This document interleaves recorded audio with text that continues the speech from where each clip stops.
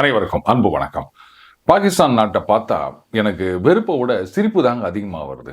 டேய், வில்லனா இருக்க கூட தகுதி இல்லாத முட்டா பயிலுவடா நீங்க, இப்படித்தான் எனக்கு தோணுது.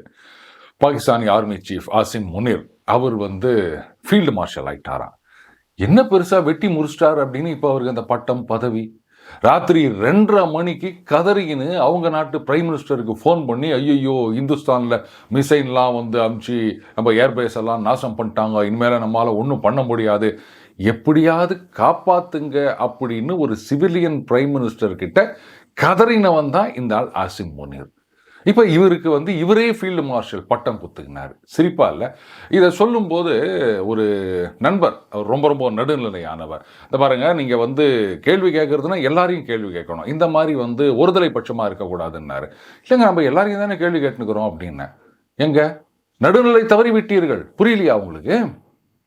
2014 தொடர்ந்து காங்கிரஸ் கட்சி தோல்வியையே தழுவி கொண்டிருக்கின்றது. எந்த தேர்தலையும் ராகுல் காந்தி அவர்களால் வெற்றி பெற்று தர முடியவில்லை காங்கிரஸ் கட்சிக்கு. எங்கேயோ 1-2 மாநிலத்தில் ஜெயிச்சாங்கன்னாலும் அதுவும் இன்ஸ்பைட் ஆஃப் ராகுல் காந்தி தானே தவிர பிகாஸ் ஆஃப் ராகுல் காந்தி கிடையாது. 24 தொடர்ந்து 3வது முறையாக பாஜக ஆட்சிக்கு வருகின்றது. தொடர்ந்து 3வது முறையாக காங்கிரஸ் கட்சி ஆட்சியை இழக்கின்றது.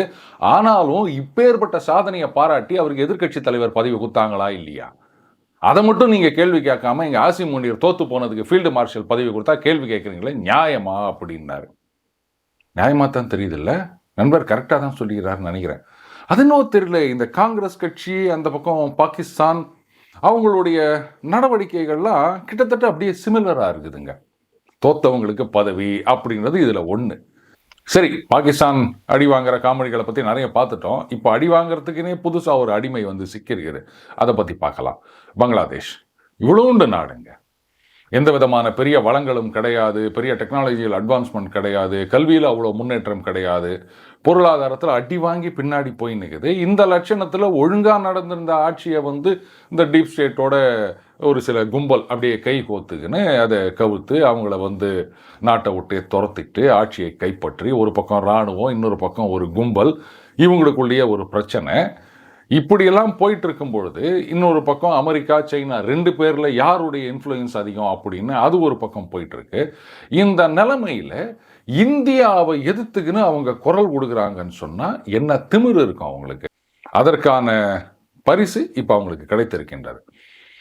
இந்தியாவில் என்ன பண்ணியிருக்காங்க, பங்களாதேஷ்லேருந்து அந்த 7 சிஸ்டர்ஸ்னு சொல்லுவாங்க, அந்த நார்த் ஈஸ்ட் மாநிலங்கள், அங்கே அந்த லேண்ட் ரூட் வழியாகவும் அவங்களுடைய எக்ஸ்போர்ட் நம்ம பர்மிட் பண்ணியிருந்தோம். இப்போ என்ன பண்ணிட்டாங்க, இந்திய அரசாங்கம் அவர் அந்த சீ போர்ட் 2 போர்ட் சொல்லியிருக்காங்க, அந்த 2 சீ போர்ட்லேருந்து மட்டும்தான் அவங்க எக்ஸ்போர்ட் பண்ண முடியும். லேண்ட் ரூட்டில் எக்ஸ்போர்ட் அப்படின்றது பேண்ட், ப்ரொஹிபிட்டட் அப்படின்னு சொல்லிட்டாங்க. இது சட்டப்படி நடந்த விஷயம்தான். இதை எதிர்த்து யாரும் எந்த கேள்வியும் கேட்க முடியாது. பங்களாதேஷே அதை ஒத்துக்கிறாங்க. ஆமாம், அது அவங்களுடைய சாவரின் ரைட்டு, நாம் ஒன்றும் சொல்ல முடியாது. ஆனால் நீங்கள் ஒரு அட்வான்ஸ் நோட்டிஃபிகேஷனாவது கொடுத்துருக்கலாம். எதுக்கு கொடுக்கணும்? இப்போது பிரச்சனை எங்கன்னு கேட்டிங்கன்னா, எல்லாம் நினைக்கலாம் பாருங்கள், இந்த பாகிஸ்தான் விஷயத்தில் பங்களாதேஷ் அவங்களுக்கு சப்போர்ட் பண்ணாங்க, அதனால் நம்ம பழி வாங்குகிறோன்னு. அப்படி கிடையாதுங்க. அங்கே ஆட்சி மாற்றம் நடந்த உடனேயே பார்த்தீங்கன்னா இந்துக்களுக்கு எதிராக ஒரு பெரிய கலவரம் கட்டவிழ்த்து விடப்பட்டது. ஆனால் அதை பற்றி இங்கே இருக்கிற அந்த நடுநிலையாளர்கள் யாரும் வாயத்துறைகளை. காசாவில் நடந்தால் உடனே கையில் ஒரு மெழுகுவத்தி ஏந்தின்னு ஊர்வலம் போவாங்க. ஆனால் டாக்காவில் நடந்தால் யாரும் வாயத்துறக்க மாட்டாங்க. இதுதான் அவங்களுடைய நடுநிலை.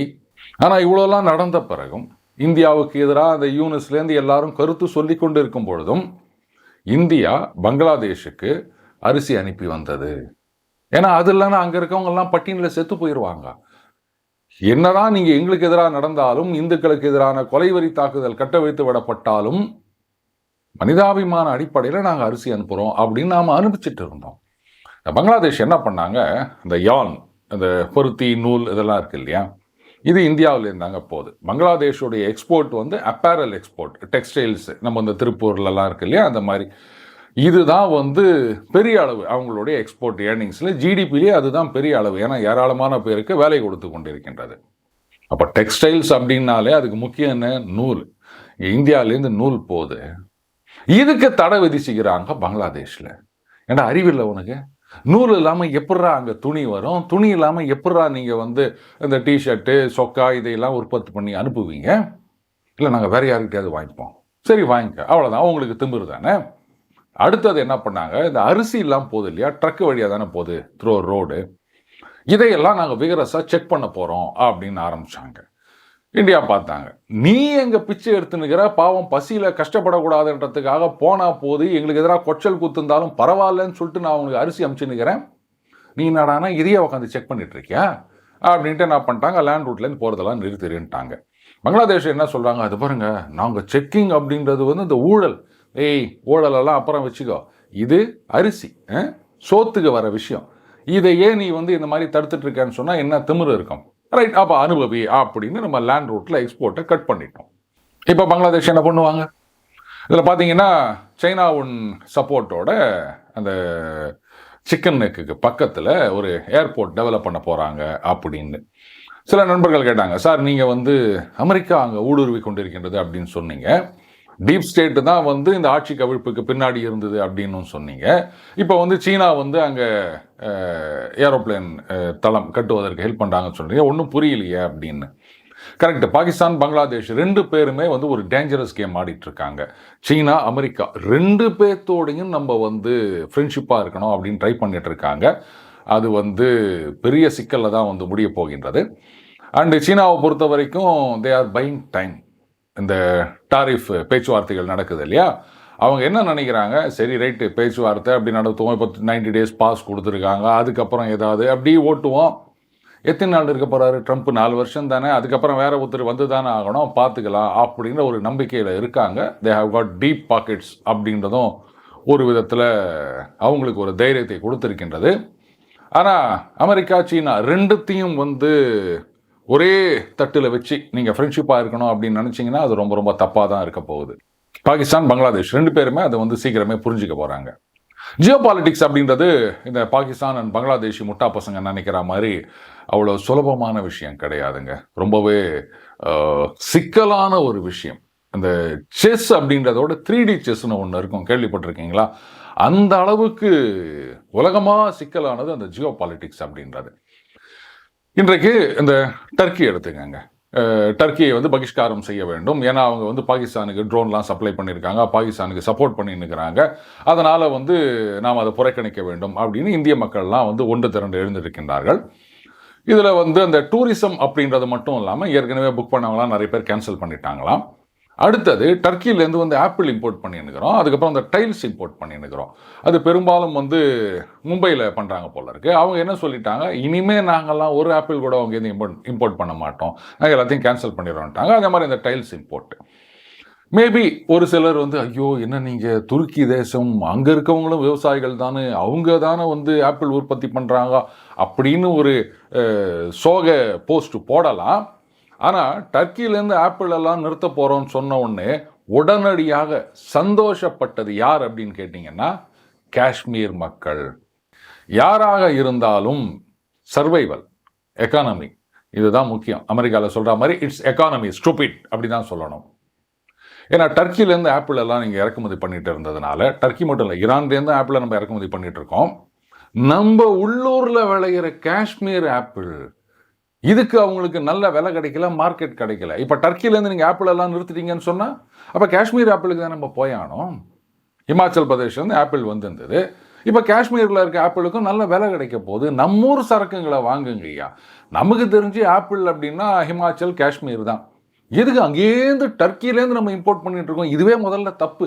அவன் சண்டைக்கு வரல, அதெல்லாம் கூட செகண்டரி. நம்ம ஊர்லேயே ஆப்பிள் இருக்கும்போது எதுக்கு தேவையில்லாமல் டர்க்கியிலேருந்தும் ஈரான்லேருந்து நம்ம இம்போர்ட் பண்ணின்னுக்கிறோம்? அட்லீஸ்ட் இதுக்கு பிறகாவது இந்த டர்க்கி ஆப்பிள் எல்லாம் நிறுத்தினாங்க அப்படின்னு சொன்னால் ஒட்டுமொத்த இந்திய மக்களும் சந்தோஷப்பட வேண்டிய விஷயம் அது. இதுதான் நான் சொன்னேன், ஜியோ பாலிட்டிக்ஸ் அப்படின்றது ரொம்ப ரொம்ப சிக்கலான விஷயம் அப்படின்னு. இன்னொரு சின்ன ஒரு உதாரணம் சொல்லவா?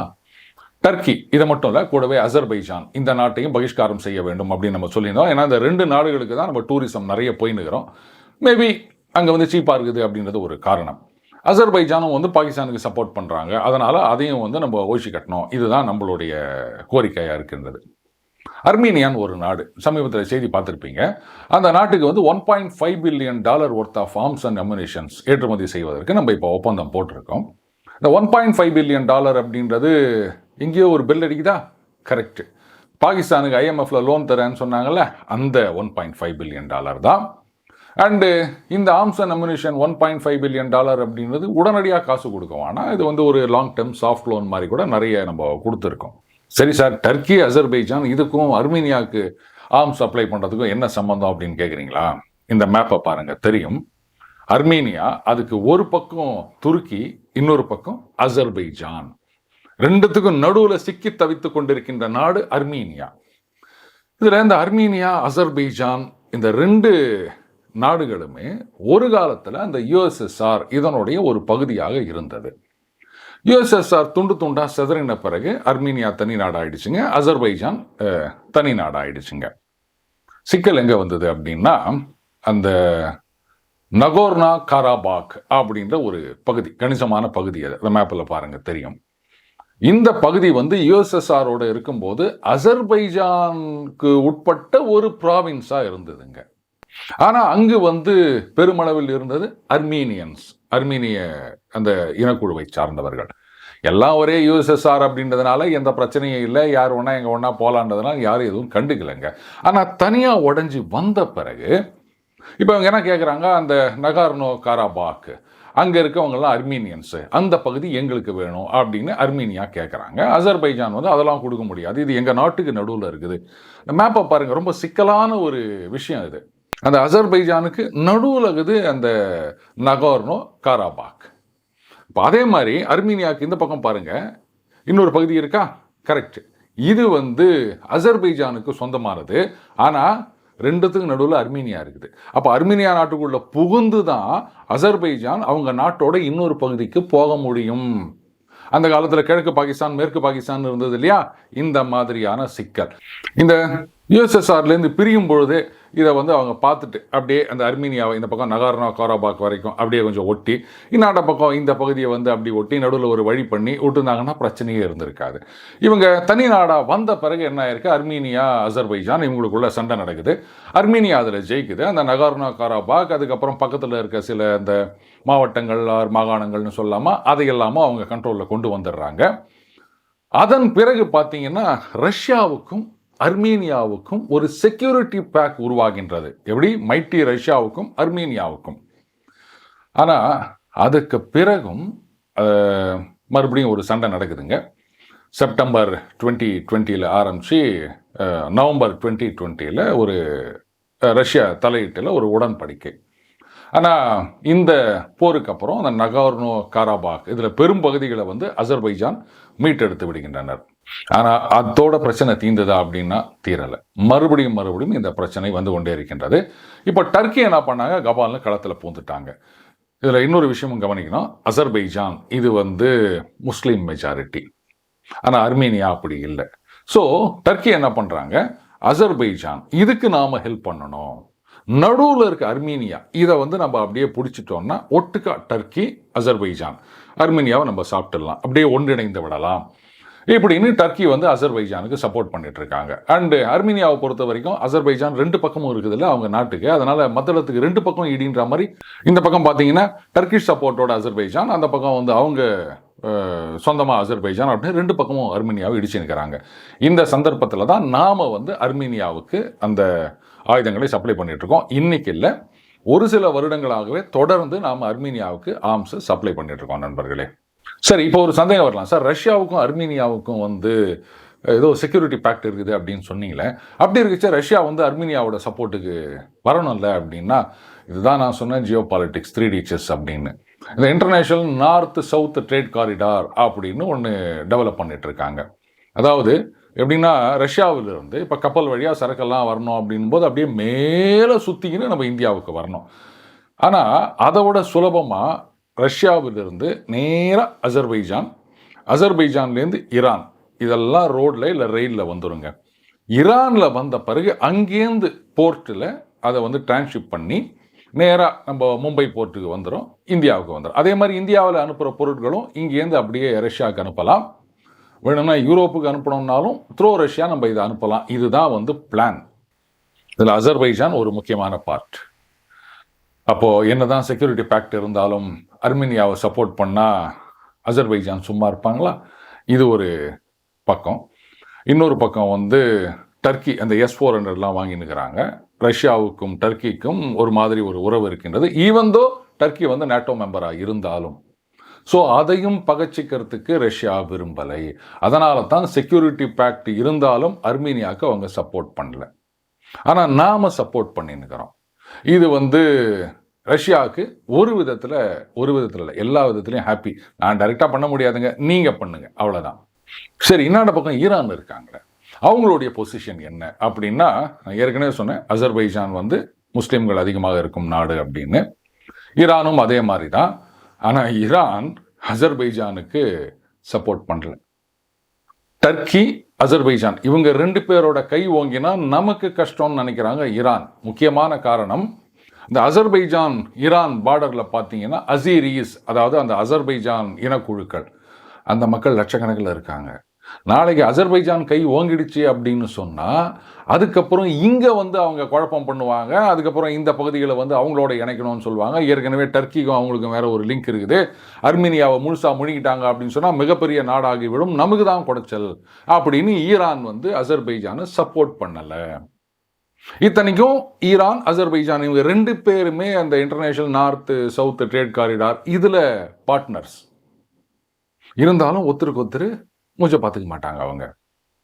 இதே ஈரான் ஆப்கானிஸ்தான்லேருந்து மக்கள்லாம் வந்து பார்டர் தாண்டி ஈரானுக்குள்ளே நுழையணும் அப்படின்னு நினைக்கிறாங்க. அவங்க மிலிட்ரியை வச்சு சுட்டு தள்ளினாங்க, இந்த பக்கம் யாரும் வராதிங்க அப்படின்னு. 2 பேருமே இஸ்லாமிக் கண்ட்ரிஸ் தானே, ஆனாலும் உள்ள விடலை. இதே ஈரான் போன வருஷம் பாகிஸ்தான் மேலே மிசைல் அனுப்பிச்சாங்க. எங்களுக்கு எதிரான குழுக்கள்லாம் அங்கே இருக்குது, அதை நாங்கள் அழிக்கிறோம் அப்படின்னு. அதனால தான் ஈரான் தான் வந்து ரஷ்யாவுக்கு நிறைய ட்ரோன் சப்ளை பண்ணிட்டு இருக்கு, ஆனால் பாகிஸ்தானுக்கு சப்ளை பண்ணல. ஆனால் அதை தாண்டி இருக்கிற டர்க்கி இங்கே சப்ளை பண்ணி நிற்குது. எவ்வளோ பெரிய ஒரு இடியாப்ப சிக்கல் பார்த்தீங்களா? ஏன்னா பாகிஸ்தானில் அமெரிக்கா இன்ஃப்ளூயன்ஸ் வர்றது அப்படின்றது ஈரானுக்கு தலைவலி. அந்த பக்கம் சவுதி அரேபியா, UAE, இஸ்ரேல் இந்த நாடுகளை எதிர்த்து கொண்டிருக்கின்றது ஈரான்.